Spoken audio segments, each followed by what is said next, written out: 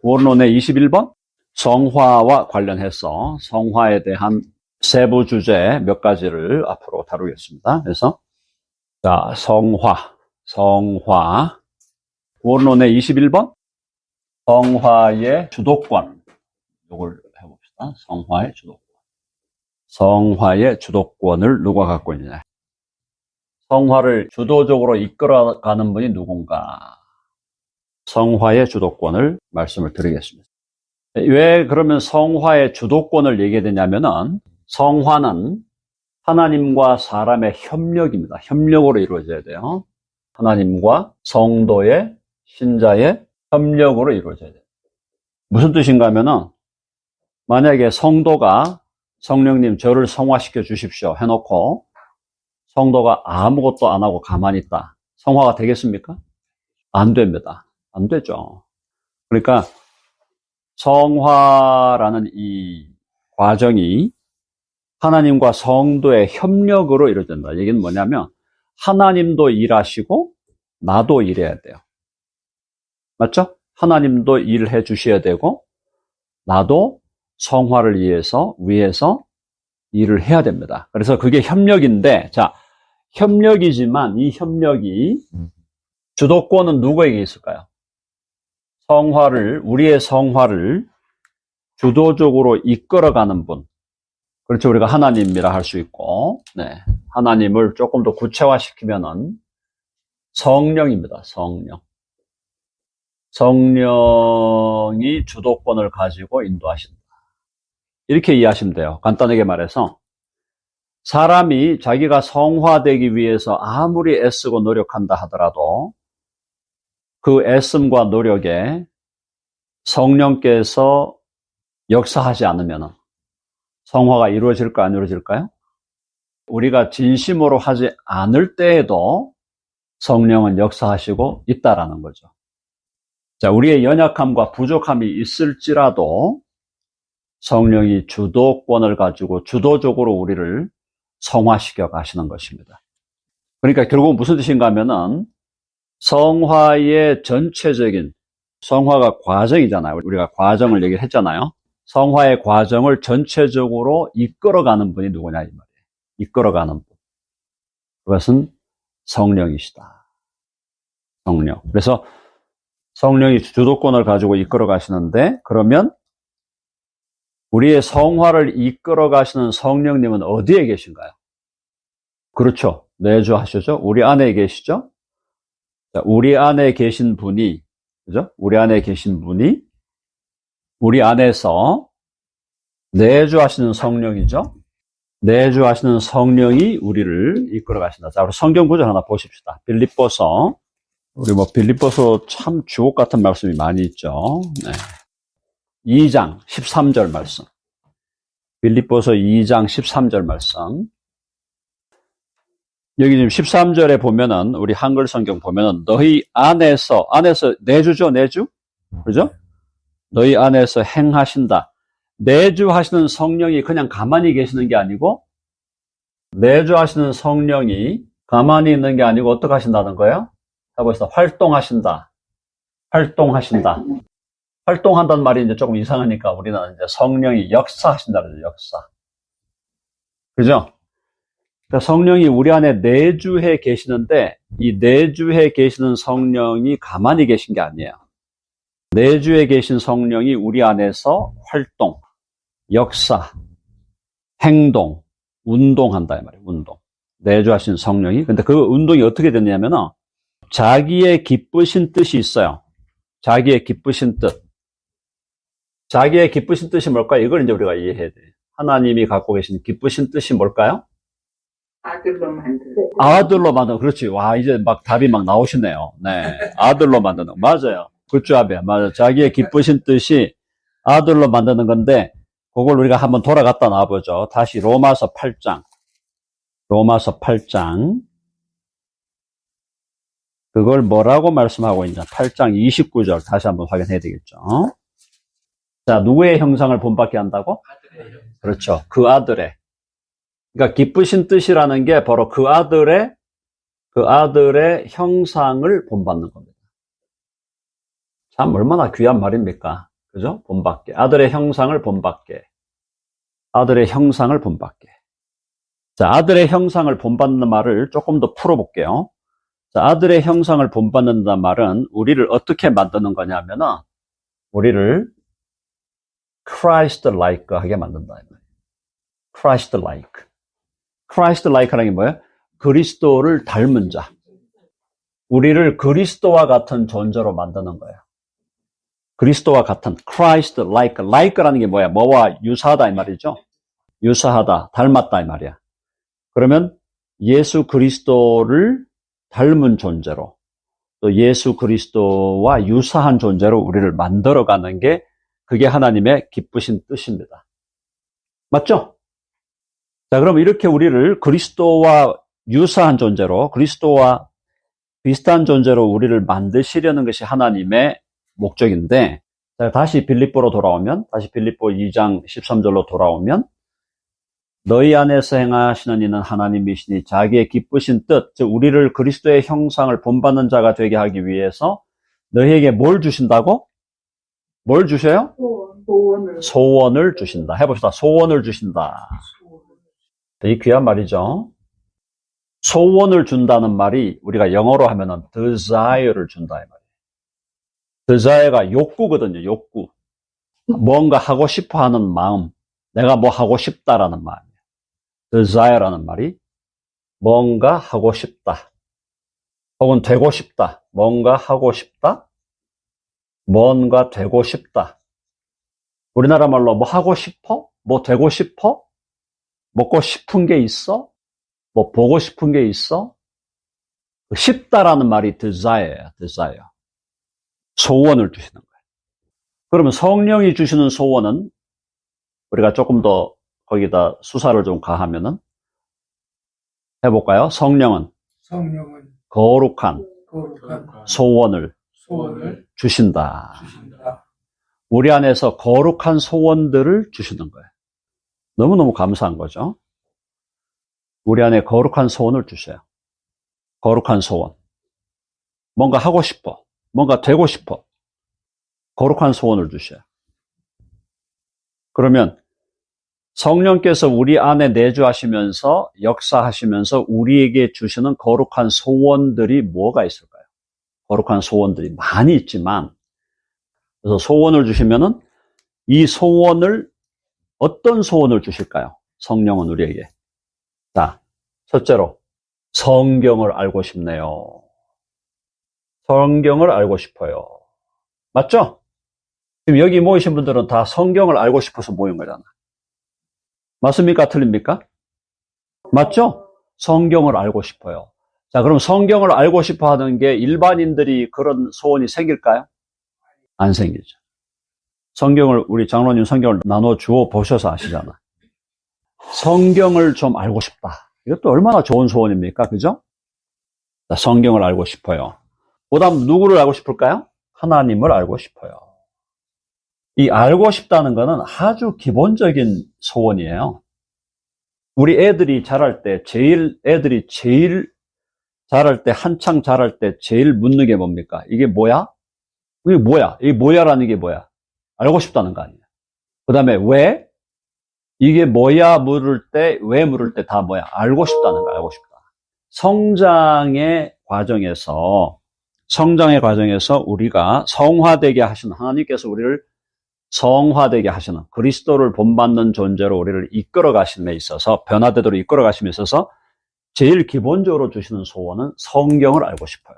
성경을. 곧 말씀이죠. 성경 혹은 말씀을 알고 싶어요. 두 번째는 하나님을 좀 알고 싶어요. 하나님이 누구신지 좀 알아야 되겠어요. 하나님을 좀 알고 싶어요. 자, 하나님을 알고 싶다면 그 다음에 한 단계 더 들어가면은 하나님의 뜻을 좀 알고 싶어요. 맞죠? 하나님을 알고 싶다는 말이 조금 더 구체적으로 들어가면 하나님의 뜻을 좀 알고 싶어요. 이런 상황에서, 내 인생에서, 또 이 사회와 민족과 국가와 인류 역사 속에서 하나님은 도대체 무슨 뜻을 갖고 계시는가? 하나님이 누구이신가도 내가 알고 싶지만은 좀 더 구체적으로 들어가면 하나님의 뜻이 뭔가? 이걸 알고 싶다 이거예요. 자, 알고 싶어요로 일단 기본이 들어갑니다. 그 다음에 뭐가 들어갈까요? 알았으니 어떻게 합니까? 알았으니 행하고 싶어요. 또 하나님의 뜻대로 살고 싶어요. 하나님을 알고 하나님의 뜻을 알았으니 그대로 행하고 싶어요. 그렇게 살고 싶어요. 이제 그렇게 행하고 그렇게 살고 싶으니까 거기서 뭐가 나오는 거야? 내가 섬기고 싶고 사람들을 좀 더 잘 좀 사랑하고 싶고 사람들을 좀 더 그들을 잘 encourage 하고 싶고 그죠? 거기서 막 나오는 거야. 소원들이. 그러니까 성경을 알고 싶습니다. 하나님을 알고 싶습니다. 하나님의 뜻이 뭔지 알고 싶어요. 이렇게 이제 기본적으로 아는 쪽으로 많이 가요. 처음 예수님 믿고 나면 어떤 분들은 믿고 나자마자 막 뛰어가서 행동하는 분도 있는데 뭐 그것도 뭐 나쁜 건 아닙니다. 그러나 기본기를 다져야죠. 그죠? 기본기를 다져야 되니까 알아야 돼. 성경을 알고 하나님을 알고 하나님의 뜻을 알아야 돼. 그 다음에 알게 되면 어떻게 돼? 알게 되면 행하고 싶어지는 거예요. 행하고 싶어요. 그렇게 살고 싶어요. 돕고 싶어요. 나누고 싶어요. 권면하고 싶어요. 섬기고 싶어요. 구제하고 싶어요. 전도하고 싶어요. 선교하고 싶어요. 싶어요. 그게 뭐야? 하나님이 우리에게 소원을 주신다. 거룩한 소원. 그러니까 하나님은 우리에게 거룩한 소원을 주셔서 우리를 하여금 이렇게 알게 하시고 행하게 하신다. 해봅시다. 알게도 하시고 행하게도 하신다. 이 소원대로 우리가 한다. 우리가 소원을 주시는데 이 소원을 따라 행하는 존재야. 우리는. 소원을 두고 행하게 하시니 우리는 여기서 뭘 금해야 되냐? 첫째, 강요는 안 된다. 그래서 강요는 안 된다. 강요 안 되죠? 소원이 있어야 돼요. 우리 안에. 성령께서 소원을 주셔야 돼요. 강요가 아니라 뭐가 돼야 됩니까? 그걸 소원을 두고 행하는 게 뭐냐? 이게 자발적이라. 자발성. 내 안에 하고 싶은 마음이 들어와서 그 하고 싶은 마음을 따라서 행할 때 그것이 자원하는 자발성, 자원하는 마음, 자발보다 자원이 낫겠네요. 자원하는 마음으로 그걸 행하며 그렇기 때문에 우리는 자유로운 존재가 되는 거예요. 자유로운 존재. 강요로 하는 게 아니라 억지로 강요로 하는 게 아니라 자원하는 마음으로 자유로운 존재로 자원하는 마음으로 내 안에 주시는 그 소원을 따라 행하게 되는 거예요. 그러니까 성령이 우리에게 거룩한 소욕을 주시니까 우리의 성화가 그런 의미에서 성령이 주도권을 쥐고 가는 거다. 성령이 주도권을 쥐고 간다는 게 우리 안에 계신 성령께서 거룩한 소원을 주고 선한 소원을 주셔서 그 소원을 따라 우리가 행하게 하심으로 성화는 당연히 내가 아무것도 안 하고 있으면 성화 안 됩니다. 아무것도 안 하고 가만히 있는데 성화가 될 수 없어요. 근데 내가 당연히 움직이고 해야 되지만 그것을 결국은 우리 가운데 역사하셔서 주도적으로 이걸 이끌어가는 분은 성령이시다. 여러분 아멘하십니까? 그러므로 하나님과 성도의 협력인데 그냥 계약관계에서 50보 오세요. 그러면 내가 50보 갈게요. 이게 아니고 이해되시죠? 그게 아니라 포함으로 봐야 돼요. 포함. 부분집합. 그죠? 부분집합으로. 그러니까 우리가 행하는 것은 큰 틀에서 하나님의 큰 이 성화의 큰 그릇 속에 성화라는 하나님의 큰 그릇 속에 거기에 포함되어 있는 것이 우리의 협력이죠.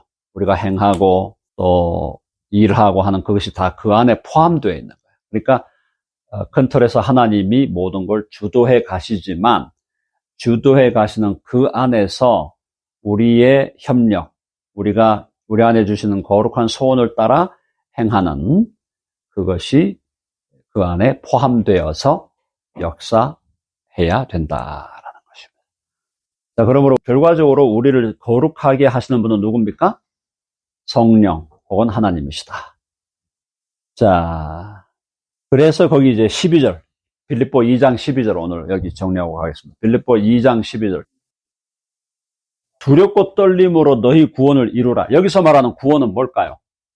이런 게 중요한 거예요. 두렵고 떨림으로 너희 구원을 이루라 하니까 그러면 이거 뭐 행위로 구원받아라는 건가?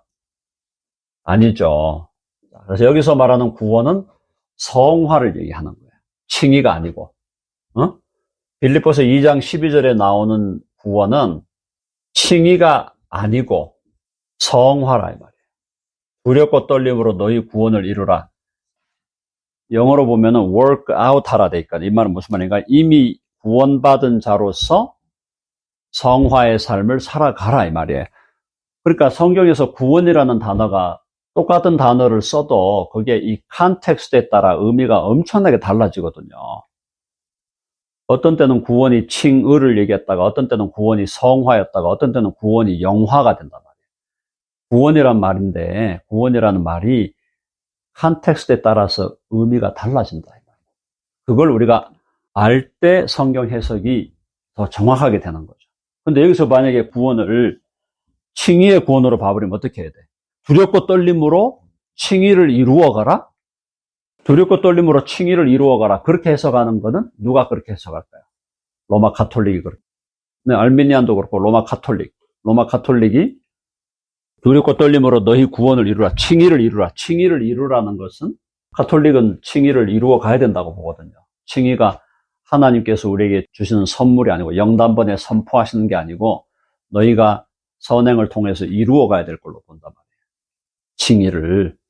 그걸 칭의로 봐버리면 이거는 가톨릭이 돼버리는 거고 여기서 말하는 2장 12절에 나오는 구원은 성화의 구원이다. 오케이. 그러면 개혁교회, 복음주의 교회의 입장이 되는 거예요. 그거 이해되셨죠? 그러니까 구원이라는 말을 성경이 쓴다고 해서 늘 구원이 똑같은 말이다라고 하시면 안 돼요.